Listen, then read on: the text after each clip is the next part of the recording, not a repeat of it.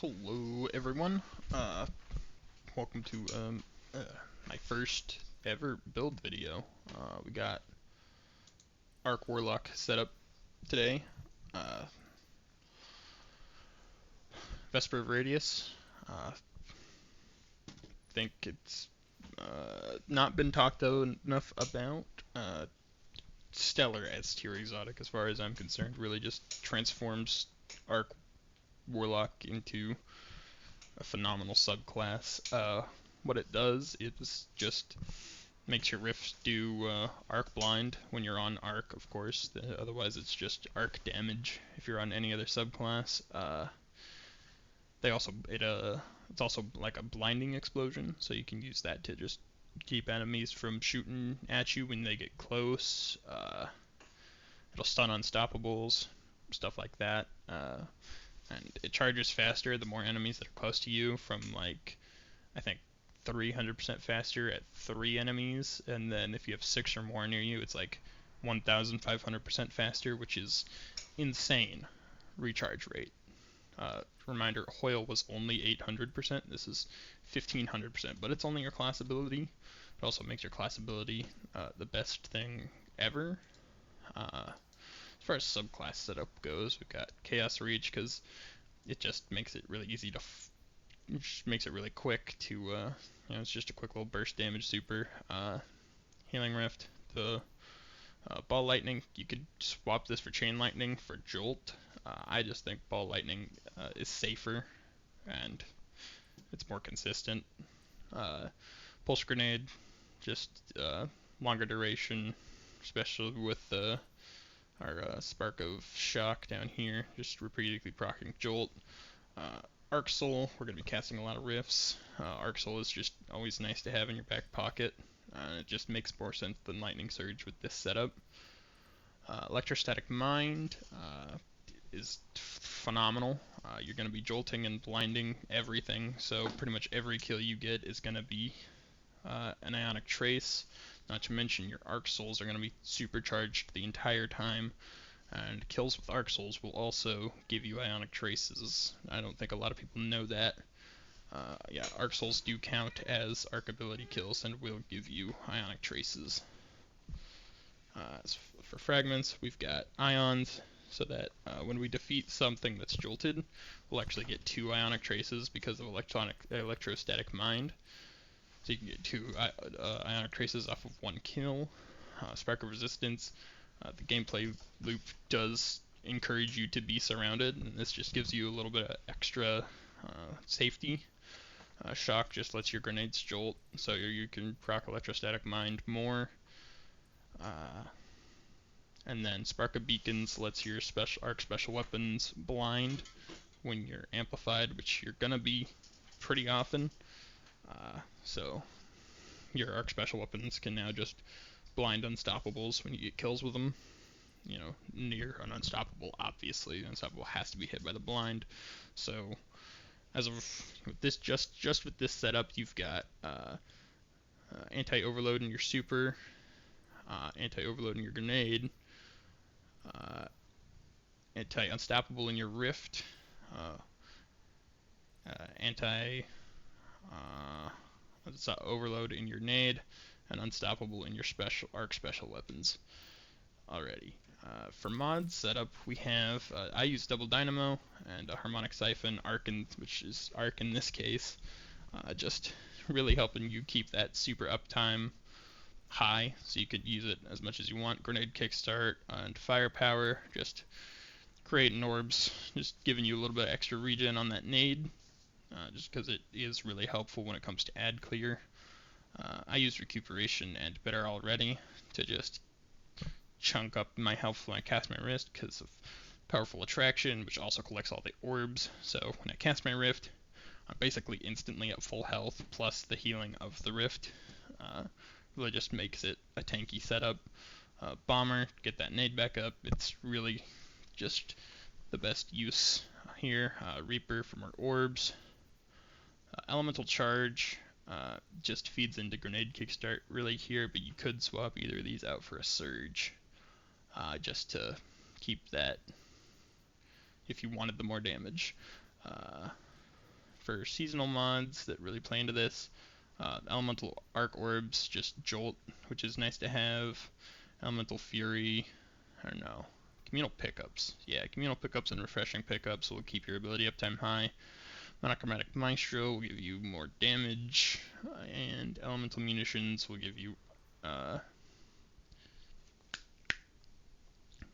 ammo when you get kills with your Arc Orbs. This is really not essential to the build at all, it's just nice to have. And then for weapons, I usually tend to run Wishender.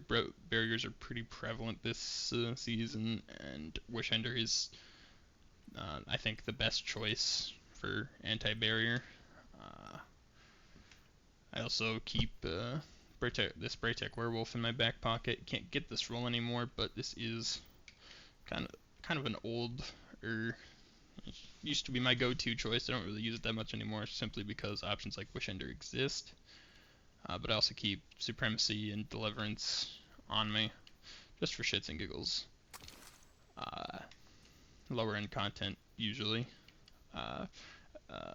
For special weapons, this is really where your bread and butter is going to be. This is going to be the weapon that feeds you all of your stuff. Usually, this is usually just your champion stunning weapon with this setup. Right now, Loaded Question is my go-to. Envious Assassin or Overflow. I prefer Envious Assassin because you don't have to pick up ammo bricks.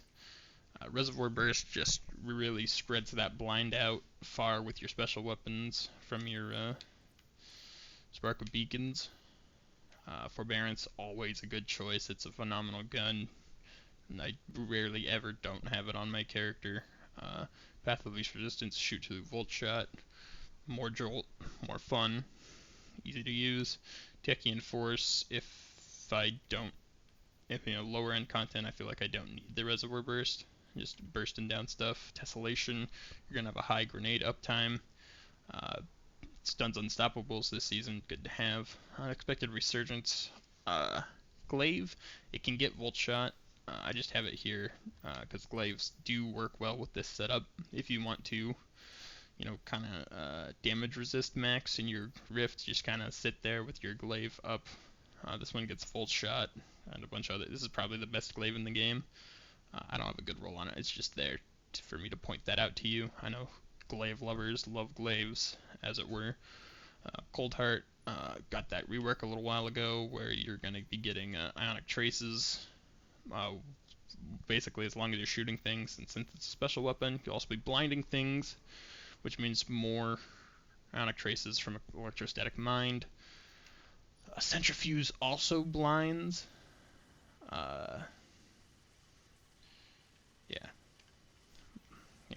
So basically you have to sprint to charge it up, and then you blind to things. With the Catalyst being amplified, just charges it up by default. I don't really use it that often, so my Catalyst isn't done, but that's an option. Delicate Tomb is another really good option. Does Jolt whenever you pick up an Ionic Trace. So pick up Ionic Trace, kill something, it jolts it, and then kills it, giving you more Ionic Traces to refill the magazine and keep jolting. It's an alright fusion rifle. I don't think it works with the Unstoppable Fusion mod this season because it jolts, but good to have. Exterus on kills, those mods blind things, so this does actually work with the setup. So if you're looking for a reason to use the new exotic, that's your reason. Heavy weapons, unfortunately, do not benefit from Spark of Beacons, which is super sad, I know. But my go-to right now is Song of Iryut. I got my personal god roll the other day from Crota's End. Just a demo Volt Shot, really just feeds into the build. Cursed Thrall is also an S tier origin trait as far as I'm concerned. Whew, excuse me. Just causing more explosions, killing more things. Bequest is good. As far as legendary swords go, I know legendary swords aren't that great. Thunderlord, if you're into that sort of thing, just another overload thing. And then my personal favorite for heavy weapons, Worldline Zero. Just insane burst damage for a heavy weapon, and it'll just and it is arc, so it will sort of feed into this whole setup you've got with the arc siphon. Other than that, it's a really simple setup. I'm gonna quick show you some a run of Lost Sector, Legend Lost Sector, with that exact setup I just showed you.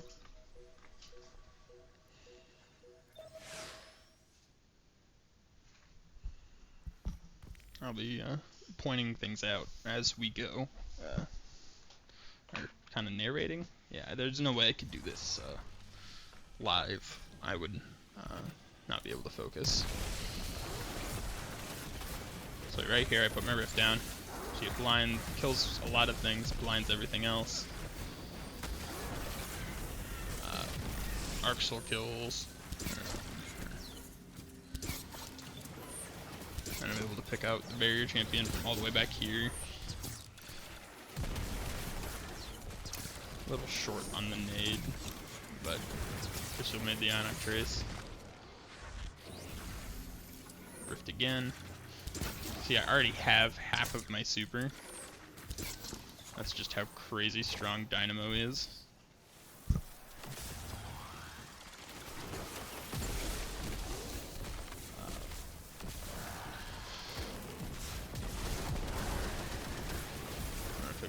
And it really doesn't actually do anything. I don't even think I hit him with it.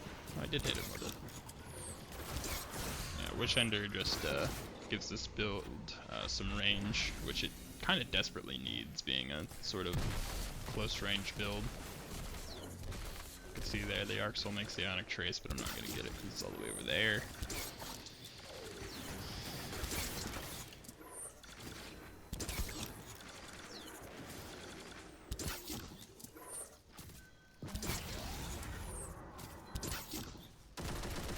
Yeah, this build really doesn't lend too much into team play other than just giving your teammates endless Arc Souls. But that's about it.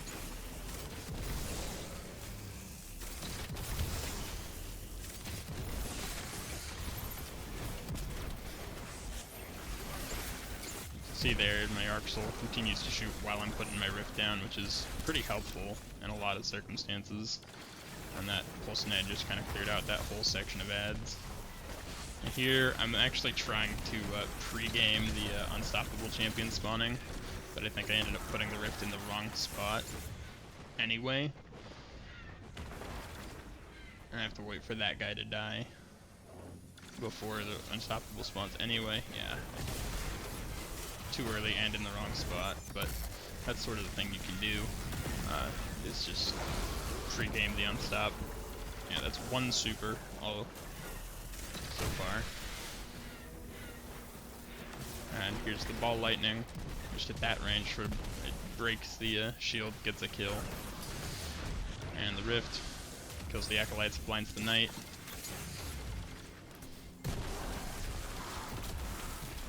And not get to didn't even try to pre-game the Unstoppable that time. Just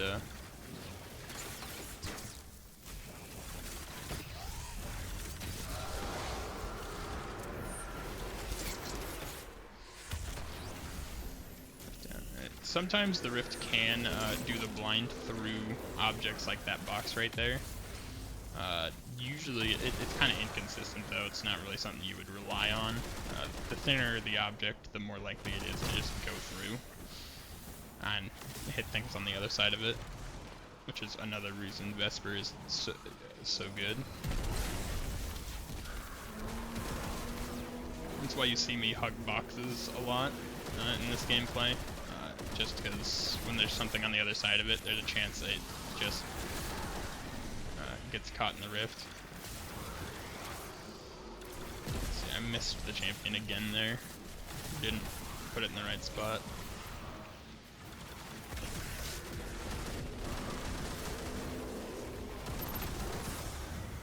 You see, you've got another super.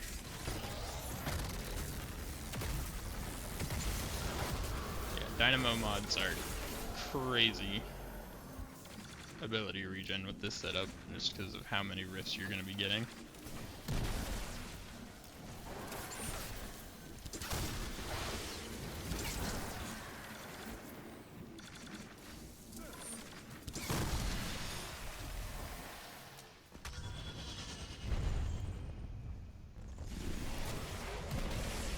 Check the nade, clear out the ads, blind anything that gets close.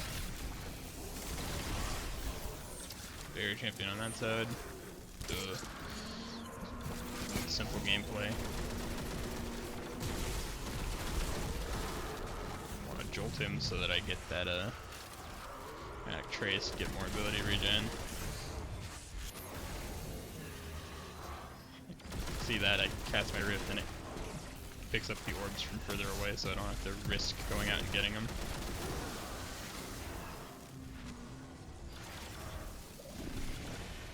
Radar pings. Yeah, see. I gotta rotate around the box here because don't want to be caught between the sniper and the boss. Third chaos reach. Just about does it for this. You got the sniper, for some abilities, and then we make a break for it. So yeah, pretty simple.